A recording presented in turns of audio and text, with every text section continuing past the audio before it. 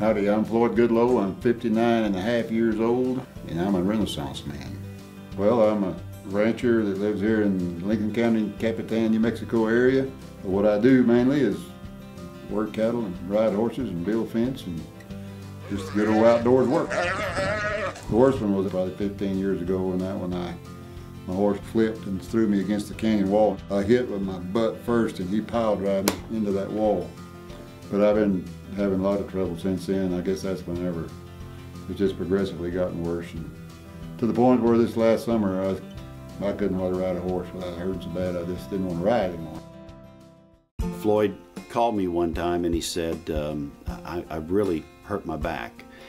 He said, and I really need your help. It ended up being that he had a spondylolisthesis. That is an anterior shift of the L5 and the S1 segment, the last two segments in your spine. He had been through chiropractic, he had been through interventional pain management and had not improved.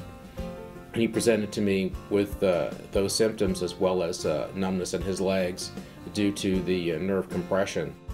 Thankfully, I had already had this working relationship with Dr. Martin, and as a result, it was clear to me, and then with this Renaissance robotic program, that he was a very good candidate in all probability for that. The robot itself is a tool that the surgeon uses. The first thing that we do is to get a CT scan of the patient's spine, and then we take that and we upload it into the Renaissance planning software. And we're able to look at the bones of the spine in three-dimensional views and in two-dimensional views. It's an extra safety factor that has been, I think, is going to be, as it becomes more widely known, a quantum leap in neurosurgical technology. It's exciting to me to know that I have that surgical option, somebody that I can trust like Dr. Martin. I also know he's one of very few that are doing this in the entire country. When I started coming to after surgery, all I could think about, even though I couldn't really talk, I could just think about it, my legs didn't hurt no more.